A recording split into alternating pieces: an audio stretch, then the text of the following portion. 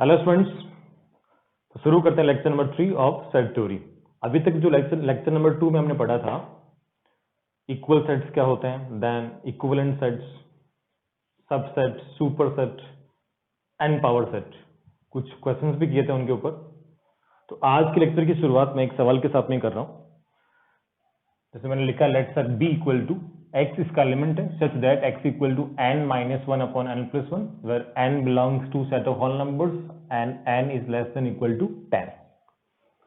Then answer the following in true और false. सही और गलत में आपको आंसर करना है। फर्स्ट पार्ट इसका, number of element in set B equal to 12। Second part, 0 belongs to set B. Third part, 1 by 3 belongs to set B. Fourth, 0, 1 by 3 is subset of B. And fifth, 0, 1 by 3 is proper subset of B.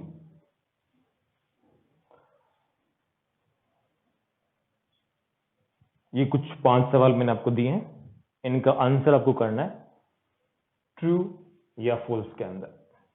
Video pause कर दीजिए यहां पे और सवाल को solve करना start करिए।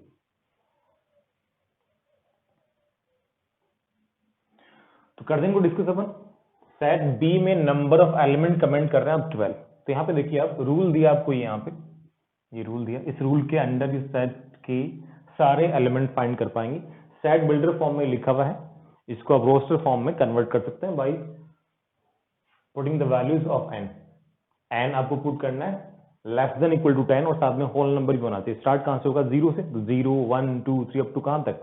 10 तक। तो n इक्वल टू 0 पे कितना बन जाएगा? ये 0 minus one upon 0 plus one will be -1। ऐसे n इक्वल टू 1 पे कितना बनेगा? 0। 2 पे कितना बनेगा? 1/3। ऐसे ही n की हर वैल्यू पे आप इस सेट का एलिमेंट फाइंड कर सकते हो। तो जरा दिमाग ये लगाइए कि n की नंबर ऑफ डिफरेंट वैल्यूज कितनी पुट कर रहे हैं आप। 0 से स्टार्ट कर रहे हैं और 10 पे एंड कर रहे हैं। तो 0 से 10 तक नंबर ऑफ वैल्यूज कितनी होगी? 11। तो 11 नंबर ऑफ एलिमेंट्स बनेंगे इस सेट के अंदर। उसने कितना कमेंट किया? 12। गलत बोल रहा है, मींस ये हो गया false. Next, 0 belongs to set B, यानी 0 जो है वो सेट बी का एक एलिमेंट है। देखिए जरा, क्या 0 इसका एलिमेंट बनेगा? जैसे ही आप यहाँ पे n को 1 पुट करेंगे तो 1 पे कितना बन रहा है? 0 ही बन रहा है, मींस 0 इस सेट का एक एलिमेंट है। करेक्ट बोल रहा है, ट्रू हो जाएगा। Next, 1/3 belongs to set B, ये मींस 1/3 सेट का एलिमेंट होगा। चेक करते हैं, n इक्वल टू 2 पे कितना बन रहा है? 2 पे 2 minus one upon 2 plus one will be 1/3। तो 1/3 भी इसका एलिमेंट बन रहा है, मींस ये भी करेक्ट है। नेक्स्ट, 0, 1/3 से जो सेट बनेगा वो सेट बी का सबसेट है। तो जरा चेक करते हैं, सेट बी के अंदर जो एलिमेंट आ रहे हैं, क्या 0 सेट बी का एलिमेंट था? बिल्कुल, n इक्वल टू 1 पे बन रहा था। क्या 1/3 सेट बी का एलिमेंट था? बिल्कुल, n इक्वल टू 2 पे उसका एलिमेंट बन रहा था। तो इस सेट के जो लेफ्ट हैंड साइड में सेट लिखा है, इस सेट के सारे एलिमेंट सेट बी में प्रेजेंट है, मींस ये इसका एक सबसेट है। बिल्कुल करेक्ट लिखा हुआ है, ट्रू। नेक्स्ट, क्या ये सेट बी का प्रॉपर सबसेट भी है? कल हमने कमेंट किया था कि अगर किसी सेट के सारे एलिमेंट नेक्स्ट सेट के अंदर प्रेजेंट हैं और वो दोनों सेट आपस में इक्वल भी नहीं है, तो फर्स्ट वाले को बोलते हैं आप सेकंड का प्रॉपर सबसेट। तो इसके सारे एलिमेंट बी में प्रेजेंट है और ये जो सेट आपको दिख रहा है वो बी के इक्वल भी नहीं है, मींस ये इसका प्रॉपर सबसेट भी बन गया। सबसेट तो था ही पहले से, अब आपस में इक्वल नहीं है, इस कारण से क्या बन गया? इसका प्रॉपर सबसेट भी बन चुका है। अगर इसी में कुछ और सवाल और लगा दूं मैं यहाँ पे, जैसे 6 लगा दिया मैंने, एक होल नंबर पे एक एलिमेंट निकाल लेते हैं अपन, -1, तो -1 हो जाएगा, देन 0, 1/3, दिस वन। ये चेक करिए आप, ये करेक्ट है क्या?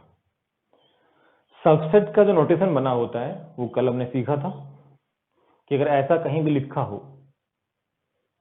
तो आप पढ़ते हैं इसको A is subset of B, but यहां कुछ ऐसा काम में ले लिया मैंने दिस वन, तो इसको ऐसा नहीं पढ़ेंगे आप कि B is subset of A.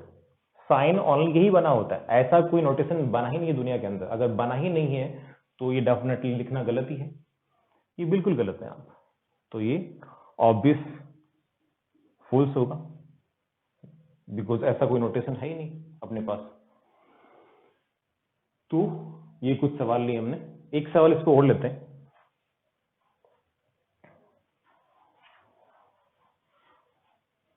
Next,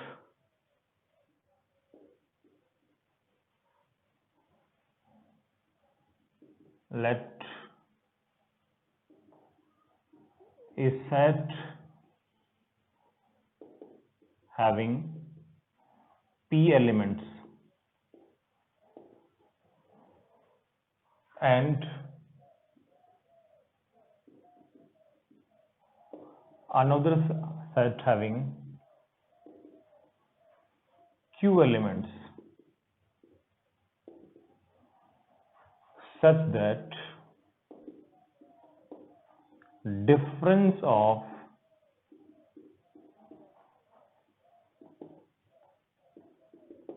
subsets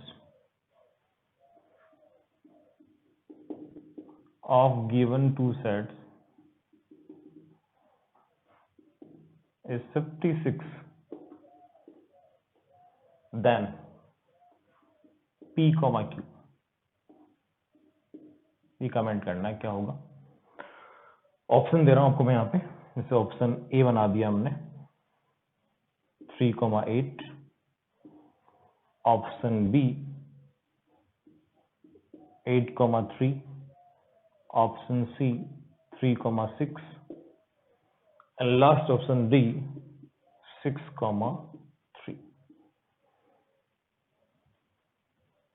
दो सेट आपको गिवन थे, एक में नंबर ऑफ एलिमेंट p है और एक में नंबर ऑफ एलिमेंट q है, और दोनों के सबसेट्स डिफरेंस ऑफ, यहां पे एक काम करिए, difference of number of subset लगाइए, number of subsets, difference of number of subsets of given two sets is 56। दोनों के जो नंबर ऑफ सबसेट्स हैं उनका डिफरेंस आपको दिया जा रहा है 56, then we have to find the value of p and q।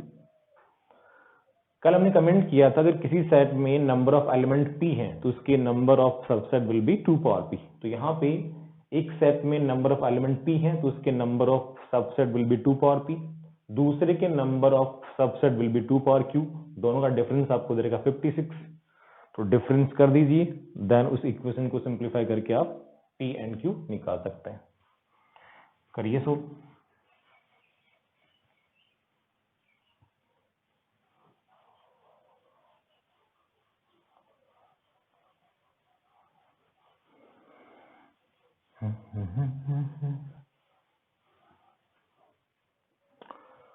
Okay, करते हैं डिस्कस इसको।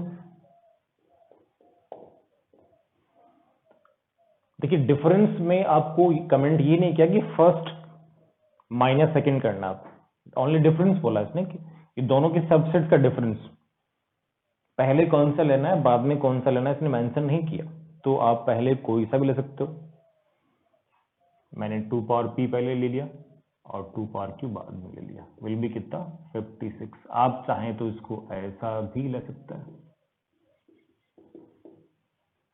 दोनों सही है इसके अंदर, बिकॉज ऐसा कुछ मेंशन किया ही नहीं। जितनी सूचना आपको सवाल में दी जा रही है उसके अकॉर्डिंग है, दोनों पॉसिबिलिटी बन रही है यहाँ पे, तो किसी एक को सिंप्लीफाई कर लेंगे और वहां से जो p एंड q की वैल्यूज बनती हैं उसमें यहाँ जो बन रही हैं यहाँ क्या बनेंगे, जैसे उसकी अपोजिट बनेंगी। और देखो ऑप्शन भी कुछ वैसे ही है 3,8, 8,3, 3,6, 6,3। तो एक तरीका तो ये है कि आपके सामने जो ऑप्शंस हैं उनसे आप वेरीफाई कर सकते हैं। जैसे अगर चेक किया जाए, फर्स्ट ऑप्शन ए को चेक करते हैं अपन, ऑप्शन के अकॉर्डिंग जो फर्स्ट कंपोनेंट होगा वो p का वैल्यू और सेकंड कंपोनेंट किसका वैल्यू है, q का वैल्यू है।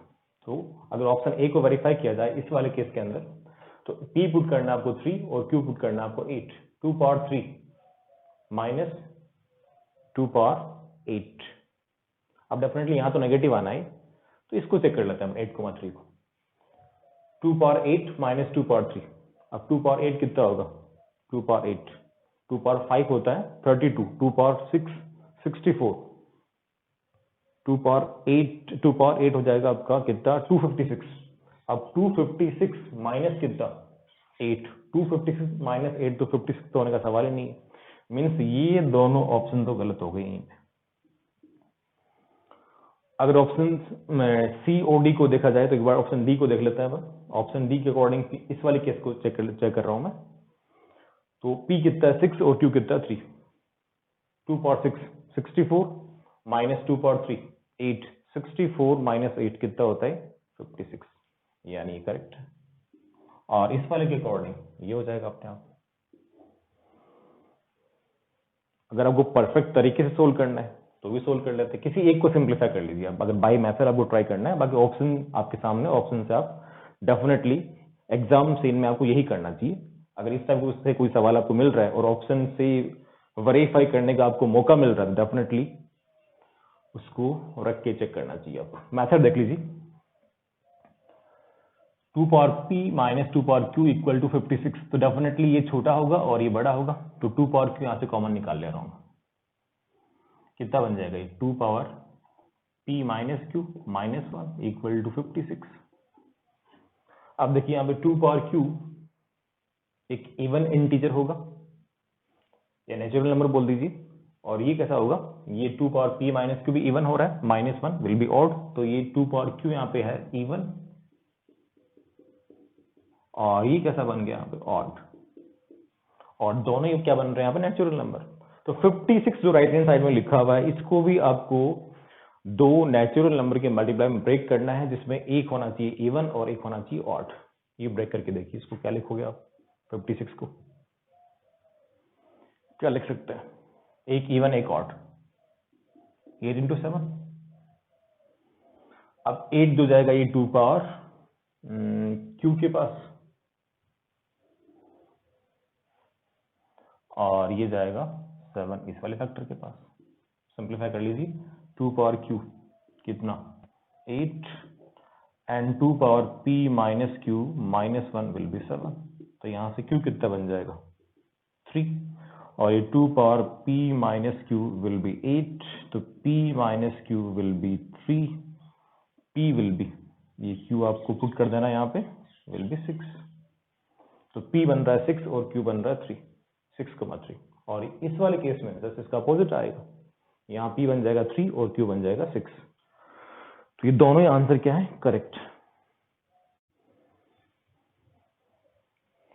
एक सवाल और देखिए इस पे।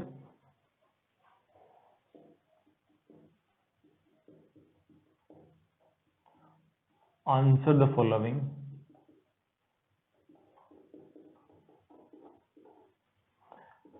इन ट्रू और फॉल्स। अगेन आपको ट्रू और फॉल्स में आंसर करना है। First, 5 equal to this one. Second, 0 belongs to, या फिर ये तो छोड़ देते हैं।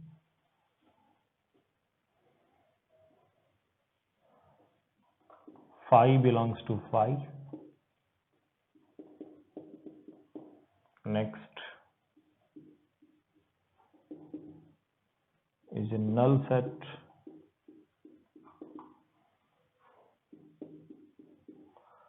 नेक्स्ट इसमें लेते हैं अपन जैसे 1 2 3 with curly brackets, this one is equal to 1 2 and 3. Next,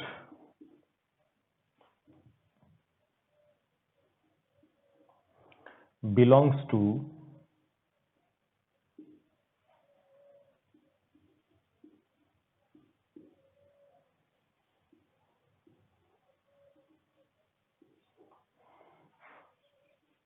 next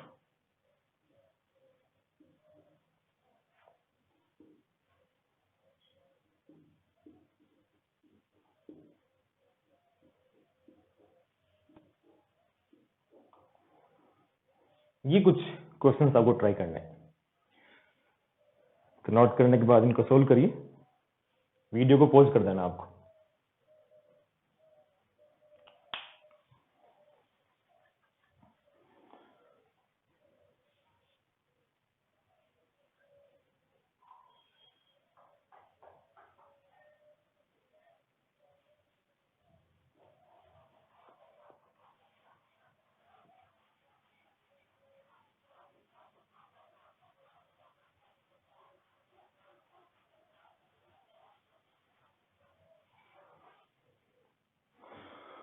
तो करते हैं इनको डिस्कस।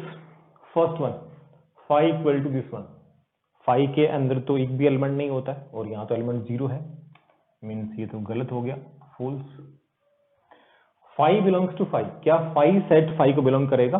फाइव के अंदर तो एक भी एलिमेंट नहीं होता है, अगर एक भी एलिमेंट नहीं होता तो फाइव उसको कैसे बिलोंग कर सकता है? जैसे अगर ये सही कब होता, जब कुछ ऐसा हो गया होता, एक सेट के अंदर एलिमेंट फाइव हो गया होता और सपोज यही आपका फाइव के इक्वल हो गया होता। अब ये तो फाइव के इक्वल होता ही नहीं, बिकॉज इसके अंदर तो एलिमेंट फाइव बन गया ना। अगर ऐसा होता तो इस सेट का एलिमेंट क्या है? फाइव है, यानी इस सेट को फाइव बिलोंग करेगा, बट फाइव तो ऐसा होता ही नहीं है, मीन्स ऐसा लिखना ही गलत है। फाइव फाइव को बिलोंग नहीं करेगा, मीन्स ये भी गलत है, false. Next, this one is a null set. Five इस सेट का एक एलिमेंट बन चुका है। एलिमेंट कैन बी एनीथिंग, एक सेट भी किसी सेट का एलिमेंट हो सकता है, जैसे फाइव सेट होता है और फाइव इसका एक एलिमेंट बन रहा है यहाँ पे, तो एक नल सेट नहीं, एक सिंगल सेट होगा ही, तो ये भी फॉल्स है। आगे चलते हैं। दो सेट आपको दिए जा रहे हैं, बीच में इक्वल का साइन है, मींस दोनों सेट कैसे होने चाहिए? इक्वल। और दो सेट्स आपस में इक्वल कब होते हैं? जब उनके नंबर ऑफ एलिमेंट इक्वल हो। नंबर ऑफ एलिमेंट कितने हैं यहाँ पे? 1 2 3, और यहाँ भी कितने हैं? 1 2 3। नंबर ऑफ एलिमेंट तो इक्वल है, बट जो रेस्पेक्टिव एलिमेंट्स हैं, जो अंदर एलिमेंट रखे हुए हैं, वो भी आपस में कैसे होने चाहिए? सेम होने चाहिए। जैसे यहाँ देखिए आप, एलिमेंट क्या है? 1, और यहाँ पे एलिमेंट क्या है? Curly bracket with 1। ये दोनों एलिमेंट आपस में सेम नहीं है। अगर यही सेम नहीं तो आगे आपको चेक करने की जरूरत ही नहीं है, मींस ये दोनों सेट आपस में इक्वल नहीं है, और वो इक्वल बोल रहा है, गलत बोल रहा है, false. Next, this one belongs to this set, यानी ये जो है वो इस सेट का एक एलिमेंट होगा। तो जरा देखिए सेट के अंदर, इस सेट के अंदर क्या ऐसा कोई एलिमेंट आपको दिख रहा है?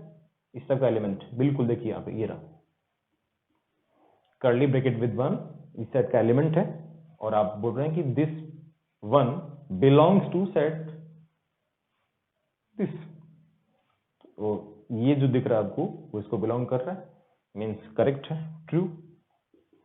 Last, this one is subset, ये बिलोंग्स टू का साइन था और ये सबसेट का साइन है। आप this one subset of this one, क्या ये जो सेट आपको दिख रहा है वो इस सेट का एक सबसेट है? चेक करते हैं डेफिनेशन। क्या इस सेट के जितने भी एलिमेंट है वो इस सेट के अंदर अवेलेबल है? इसका एलिमेंट क्या है? 1, और 1 इसका एक एलिमेंट है, इसके सारे एलिमेंट इसके अंदर प्रेजेंट है, मीन्स ये इसका एक सबसेट है, तो ये भी ट्रू है। तो लास्ट 2 यहां पे ट्रू होंगे और बाकी फर्स्ट 4 फॉल्स हो जाएंगे।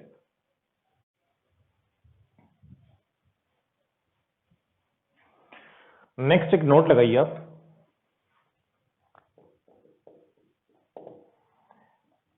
If A is subset of B and B is subset of A, then क्या लिखेंगे?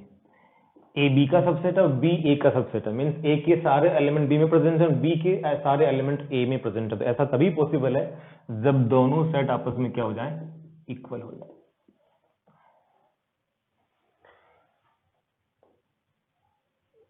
फर्स्ट पॉइंट, ये ओनली एक ही नोट लगा लेते हैं।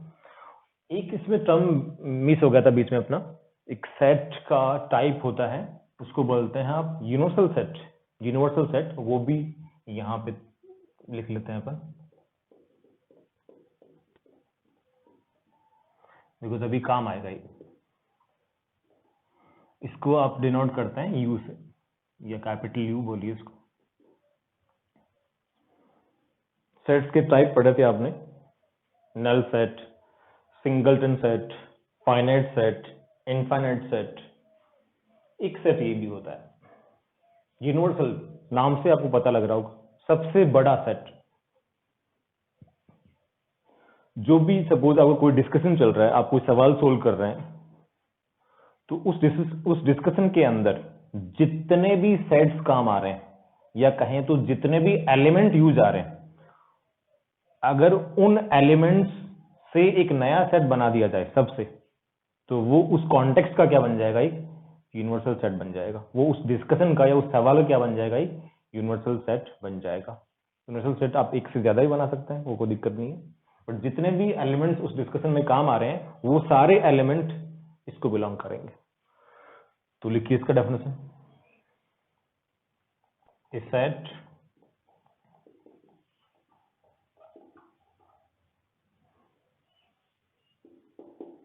containing all the elements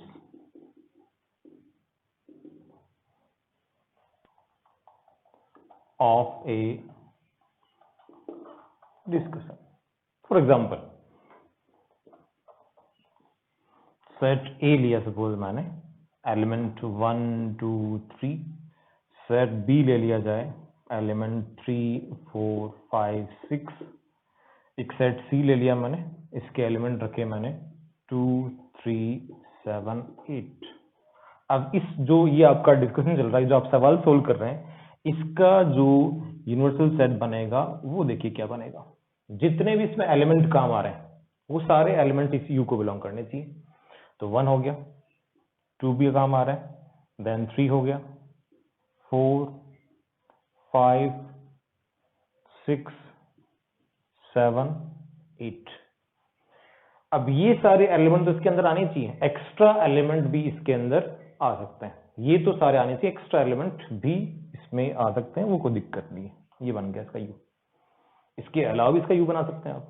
ये तो सारे एलिमेंट रखो ही, एक्स्ट्रा एलिमेंट ऐड कर दो, वो भी इसका क्या बन जाएगा, यू बन जाएगा।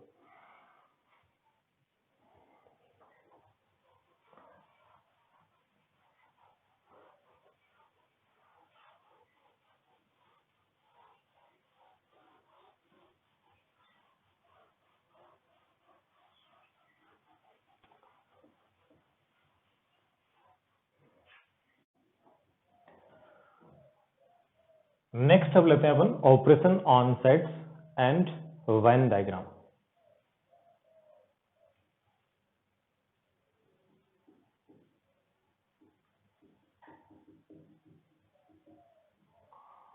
Operations on sets and Venn diagrams।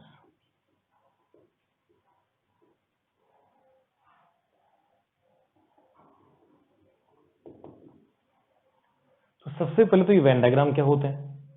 Sets को रिप्रेजेंट करने के लिए कुछ डायग्राम अपन यूज लेते हैं यहाँ पे, उन्हीं का नाम होता है वेन डायग्राम। अभी कैसे बनते हैं, कैसे काम करते हैं, वो जब बनाएंगे तब बताएंगे आपको। नेक्स्ट ये जो ऑपरेशंस हैं, जैसे फॉर एग्जांपल कोई दो नंबर्स लिया आपने, जैसे एक ए लिया और एक बी लिया, एक ऑपरेटर लगा दिया आपने बीच में एडिशन का। अब जो भी इस ऑपरेशन का रिजल्ट आएगा एक नंबर ही आता है। जैसे 2 + 1 3 आ गया, 2 - 1 1 आ गया, 2 × 2 4 आ गया, 2/2 1 आ गया। तो दो नंबर्स के बीच में या तीन नंबर्स के बीच में अगर कोई ऑपरेटर आप लगाते हैं, तो उस ऑपरेशन का जो भी रिजल्ट बनता है वो क्या बनता है, एक नंबर ही बनता है। ऐसे ही यहाँ पे सेट थ्योरी के अंदर आपने 2 सेट्स लिए या 3 सेट लिए या 4 सेट लिए, अगर उनके बीच में कोई आपने ऑपरेटर लगा दिया, तो उस ऑपरेशन का जो भी रिजल्ट आएगा that will be A set. अब कुछ यहाँ पे प्री डिफाइंड ऑपरेशंस होते हैं, वो अपने को पढ़ने हैं। पहले से डिफाइंड है, क्या उनके डेफिनेशन होंगी, क्या क्या ऑपरेशंस होंगे, वो अपन डिस्कस कर लेते हैं। फर्स्ट वन, ये स्टार्ट करने से पहले अब क्या होगा, जितने भी मैं ऑपरेशन डिफाइन करने जा रहा हूँ सब में कोई ना कोई एग्जांपल लेना पड़ेगा। तो सबके लिए एक यूनिक एग्जांपल मैं पहले ही बना दे रहा हूँ, तो सब में काम लेते रहेंगे अपन। जैसे लेट एक सेट ए ले लिया मैंने, एलिमेंट लिए इसके मैंने 1 2 3। एक सेट बी ले लेते हैं, एलिमेंट 2 4 5। एक एल ले लिया मैंने इस डिस्कशन का या फिर इस सवाल के लिए, यूनिवर्सल सेट बना दिया मैंने। एलिमेंट ये सारे तो काम ही जाने, 1 2 3 4 5, इसके अलावा लगा दिए मैंने यहाँ पे 6 and 7। एक्स्ट्रा एलिमेंट भी आप यू में लगा सकते हैं जैसे मैंने डिस्कस किया था। अब डिफाइन करते हैं one by one. First operation, union of two sets.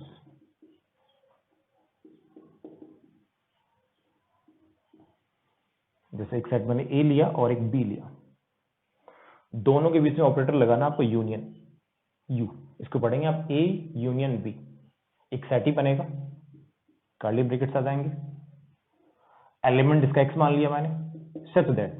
अब इसका रूल क्या होगा देखिए आप, इस ऑपरेशन का जो एलिमेंट्स बनेंगे उसके अंदर, अब उसके लिए जो रूल होता है वो एक्स बिलोंग करेगा यहाँ पे ए को या बी को या दोनों को।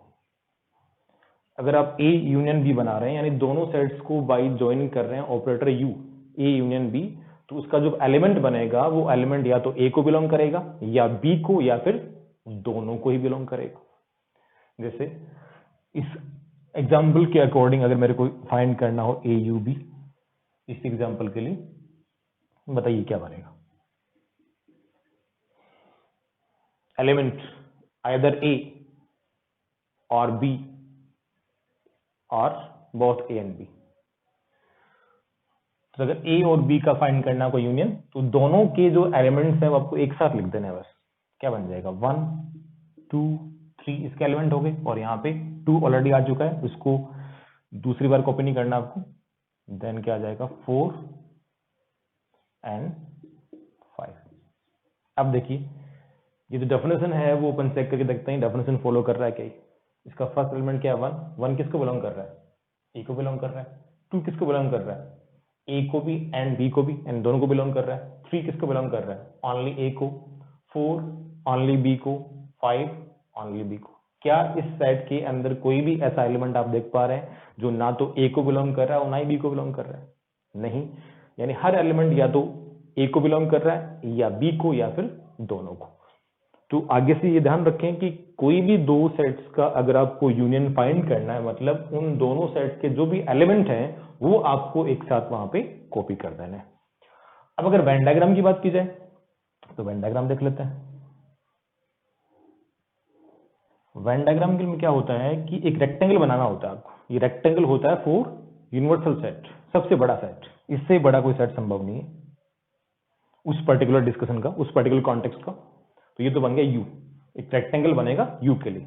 देन जो भी सेट्स काम आ रहे हैं, यू के अलावा जो भी सेट्स काम आ रहे हैं उनके लिए बना देना आपको सर्कल्स। दो सेट्स हैं, दो सर्कल बना देंगे आप। एक ए था एक बी था, ये बना दिया ए के लिए और ये बना दिया मैंने बी के लिए।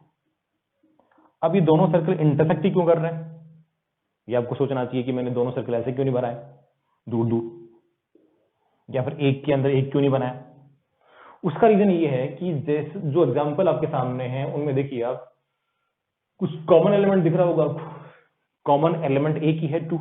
अगर कॉमन एलिमेंट एक ही है इसका मतलब कुछ एलिमेंट्स ऐसे हैं जो सर्कल ए के अंदर भी आएंगे और सर्कल बी के अंदर भी आएंगे, और कुछ एलिमेंट एक ही है, मीन्स दोनों सर्कल क्या करने चाहिए, मीट करने चाहिए।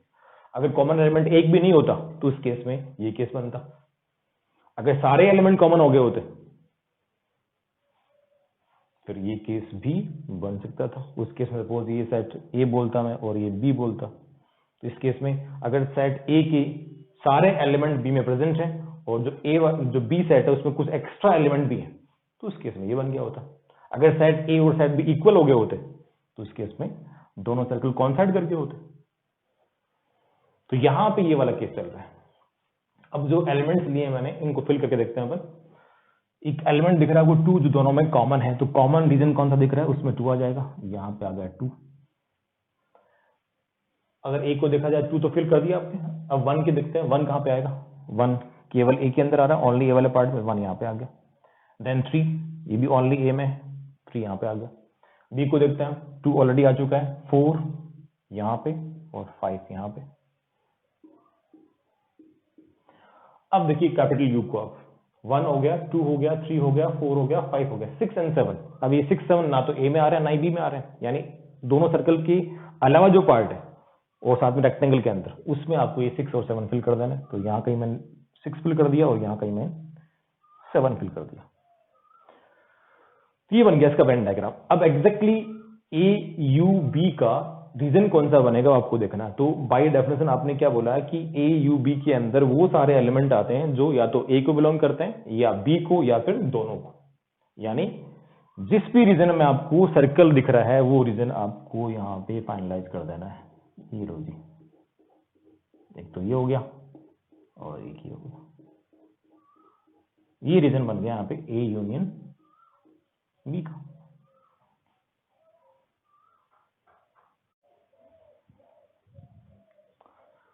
सेकेंड ऑपरेशन,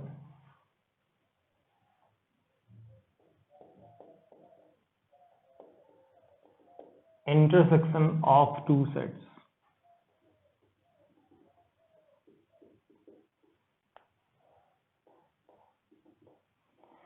दो सेट लिए मैंने, ए एक बी, और ये उल्टा यू लगा देना आपको यहाँ पे, उल्टा यू, इसको पढ़ेंगे आप ए इंटरसेक्शन बी। एक सेट ही बनेगा। इसका रूल देखिए आप, एलिमेंट लिया मैंने X such that X belongs to both A and B. X यहाँ पे दोनों को बिलोंग करना चाहिए। कहने का मतलब जो element set A and set B दोनों में कॉमन होगा वो ए इंटरसेक्शन बी का एलिमेंट बन जाएगा। एग्जाम्पल वही चल रहा है सेम अपना, उसी एग्जाम्पल के लिए आपको यहाँ पे ए इंटरसेक्शन बी कमेंट करना है। बताइए set A and set B के अंदर कॉमन एलिमेंट कौन सा दिख रहा है आपको? एकमात्र एलिमेंट है 2, तो इसका आंसर हो जाएगा। अगर वेन डायग्राम की बात करें तो वेन डायग्राम में ये तो कैपिटल यू हो गया, 4 यूनिवर्सल सेट, देन 2 सर्कल, एक ए और एक बी। कौन सा रीजन बनेगा ए इंटरसेक्शन बी का? कॉमन एलिमेंट, यानी जो रीजन दोनों में कॉमन है। ये लो, ये बन गया। जो डार्क कर रहा हूं रीजन में यहाँ पे वो रेस्पेक्टिव होगा यहाँ पे इसके लिए ए इंटरसेक्शन बी का, और वहां पे ए यूनियन बी का वो पूरा बन गया था। थर्ड ऑपरेशन,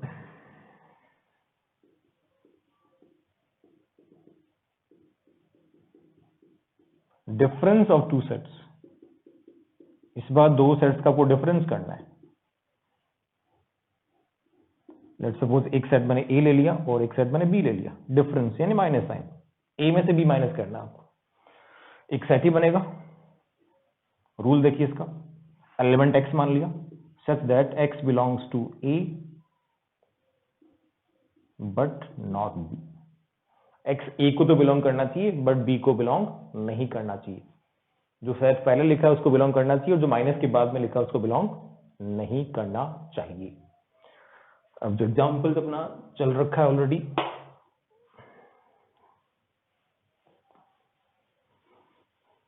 उसी को इसके लिए भी काम लेते हैं अपन।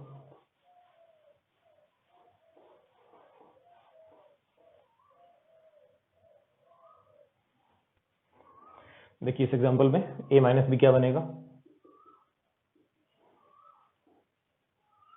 a में से b माइनस करना है और जिसका एलिमेंट आएगा वो a को बिलोंग करेगा बट b को बिलोंग नहीं करेगा। इफेक्टिव इसका मीनिंग क्या हो जा रहा है कि सेट a में से वो सारे एलिमेंट आपको रिमूव कर देना है जो a एंड b में कॉमन है। अगेन रिपीट कर रहा हूं, a में से b माइनस करा था आपने, तो a सेट में से वो सारे एलिमेंट हटा देने हैं जो a एंड b दोनों में कॉमन है। अगर ऐसा आपने कर दिया तो उसमें एलिमेंट वही आएंगे जो a को तो बिलोंग कर रहे हैं बट b को बिलोंग नहीं कर रहे हैं। देखिए जरा, a में 1 2 3 है और b में क्या है 2 4 5। कॉमन एलिमेंट कौन सा है? a एंड b के अंदर 2 है, तो 2 आपको a में से हटा देना है। क्या बचेगा? 1,3। अब देख लीजिए जो डेफिनेशन आपने लिखी है फॉलो हो रही है क्या? 1 को चेक करते हैं, 1 किसको बिलोंग कर रहा है? a को, बट b को बिलोंग नहीं कर रहा है। 3 a को बिलोंग कर रहा है बट b को बिलोंग नहीं कर रहा है। अगर इसी एग्जाम्पल में मुझे b माइनस ए फाइंड करने को बोलता तो क्या बनता हो? b माइनस ए, इस बार b में से a माइनस करना है, मीन्स b में से वो सारे एलिमेंट हटाने हैं जो अगेन a एंड b में कॉमन है। कॉमन एलिमेंट तो एक ही है 2, हटाना b में से, 2 हट गया, क्या बचेगा? 4,5। वेन डायग्राम देखिए,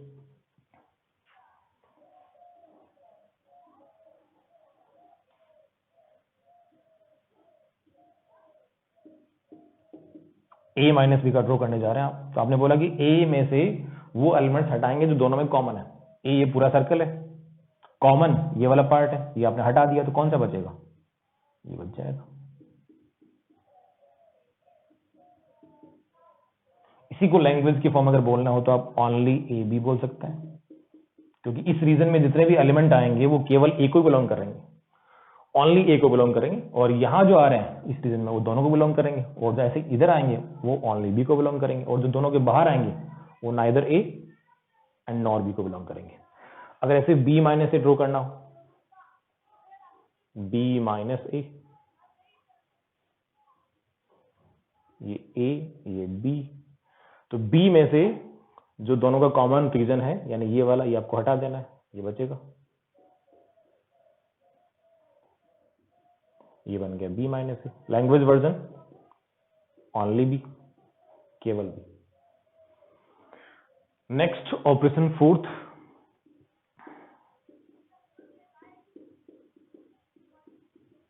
कॉम्प्लीमेंट ऑफ ए सेट। एक सेट का कॉम्प्लीमेंट निकालना है आपको। लेट एक सेट मान लिया मैंने A, then it's complement is denoted by a power c for complement, या फिर a बार, इसका मतलब भी a कॉम्प्लीमेंट ही होता है, या फिर a डैश, इसका मतलब भी a कॉम्प्लीमेंट ही होता है। तो कॉम्प्लीमेंट को आप तीन तरीके से डिनोट कर सकते हैं, a पावर c, या फिर a बार, या फिर a डैश। अब इसका डेफिनेशन क्या बनेगा वो देख लेते हैं।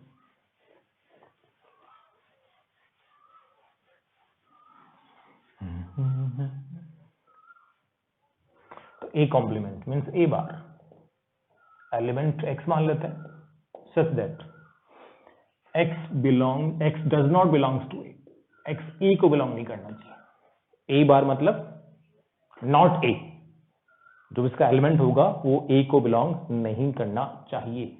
जैसे अगर मैं वेन डायग्राम को पहले बना दूं यहाँ पे, तो केवल एक ही सेट यूज आ रहा है यहाँ पे ए, तो सर्कल एक ही बनेगा। वहां दो सेट काम आ रहे थे ए एंड बी, तो दो सर्कल बन रहे थे। यहाँ पे सेट एक ही है ए, तो एक ही सर्कल बनेगा, और ये हो गया आपका यू, कैपिटल यू। तो आप बोल रहे हैं कि एक्स यहाँ पे ए को बिलोंग नहीं करना चाहिए, तो सर्कल में जितने भी पॉइंट आएंगे, जितने एलिमेंट आएंगे वो तो ए को बिलोंग कर रहे हैं, मीन्स ए के बाहर वाला पार्ट। अगर ए के बाहर वाले पार्ट को देखा जाए तो उसमें लाई करने वाला हर एलिमेंट डेफिनेटली ए को तो बिलोंग नहीं करेगा। तो ए कॉम्प्लीमेंट मतलब नॉट ए को छोड़कर सारा पार्ट। तो वेन डायग्राम की हेल्प से इसका एक नया फॉर्मूला भी आप बना सकते हैं।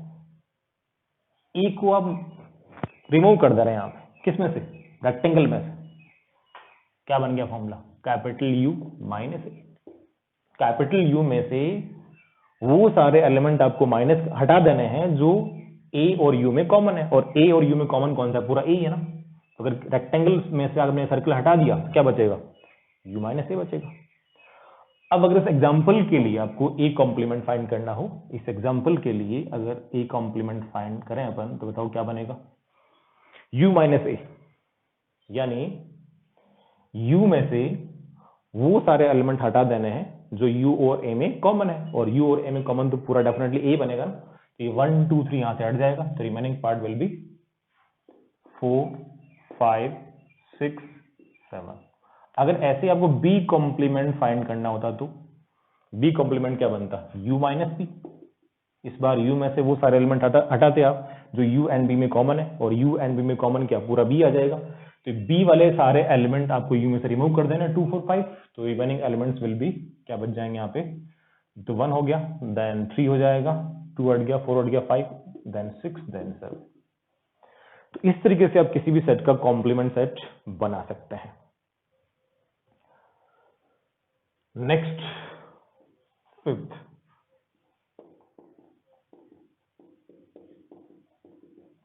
Symmetric difference. डिफरेंस लिया था हमने, अब यह चल रहा है यहाँ पे symmetric difference of two sets. दो सेट का सिमेट्रिक डिफरेंस। देखिए जरा क्या मीनिंग होता है इसका। दो सेट लिए मैंने, एक ए और एक बी। तो सिमेट्रिक डिफरेंस के लिए एक ऑपरेटर बना होता है यहाँ पे delta, A delta B means symmetric difference of A and B. इसका फॉर्मूला होता है A minus B union B minus. Venn diagram देखिए, दो सेट हैं, दो सर्कल आएंगे, एक ए के लिए एक बी के लिए। ये ए रहा, ये बी रहा, और ये बन गया capital U for rectangle. A minus B यानी ओनली ए, केवल ए वाला पार्ट ये। Then B minus A only B, केवल बी वाला पार्ट। एक सेट बना ए माइनस बी यानी ये रीजन, एक सेट बना बी माइनस ए मतलब ये रीजन। अब दोनों को ज्वाइन करना है बाय यू। अगर कोई दो सेट को आप ज्वाइन करना चाहते हैं बाय यू यानी यूनियन, तो दोनों को आपको एक साथ लिखना होता है, दोनों के एलिमेंट आपको एक साथ लिखने होते हैं। यानी जो कंप्लीट जो डार्क रीजन है वो यहाँ पे बन जाएगा ए डेल्टा बी। अब इस वेन डायग्राम से इसका नया फॉर्मूला बना सकते हैं हम डेल्टा का। अगर ए यूनियन बी में से ये छोटे वाला पार्ट, ये छुटकू पार्ट यानी जो कॉमन पार्ट है वो हटा दिया जाए तो क्या बचेगा, ये बचेगा। तो इसका नया फॉर्मूला क्या बन गया, A delta B will be A union B minus A intersection B. चाहे फर्स्ट काम में लो चाहे सेकंड काम में लो, दोनों दिखने में आपको डिफरेंट नजर आ रहे होंगे और दोनों का मीनिंग एक ही है। तो इस तरीके से वेन डायग्राम से एक फॉर्मूले से दूसरा फॉर्मूला भी बना सकते हैं। अगर इस एग्जांपल के लिए जो एग्जांपल बना रखा है हमने, उसके लिए अगर ए डेल्टा बी फाइंड करना हो तो वो भी देख लिया जाए।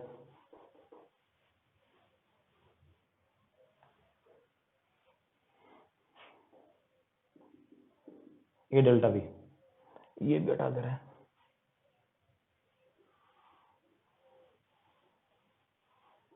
Okay, A delta B for this one formula लिखा आपने A union B minus A intersection B. Again चाहे फर्स्ट काम में लो चाहे सेकंड, मैं सेकंड काम में ले रहा हूं यहाँ पे। तो पहले निकाल रहे हैं आप ए यूनियन बी। अब A union B already form कर रखा था, आप क्या आया था, दोबारा बना लेते हैं यहाँ पे। ये बन जाएगा 1 2 3 4 5। Then A intersection B, common element वाला सेट, ए की कॉमन एलिमेंट है 2। अब इस सेट में से ये सेट माइनस करना है, तो अगर इसमें से ये माइनस करना है तो इस सेट में से वो सारे एलिमेंट आपको हटाने हैं जो दोनों में कॉमन है, और कॉमन एलिमेंट क्या है, दोनों में 2 ही है, 2 को हटा दीजिए यहाँ से। तो रिमेनिंग एलिमेंट्स विल बी 1 3 4 5। ये बन जाएगा यहाँ पे A delta B, symmetric difference of A B. तो ये कुछ ऑपरेशंस हैं।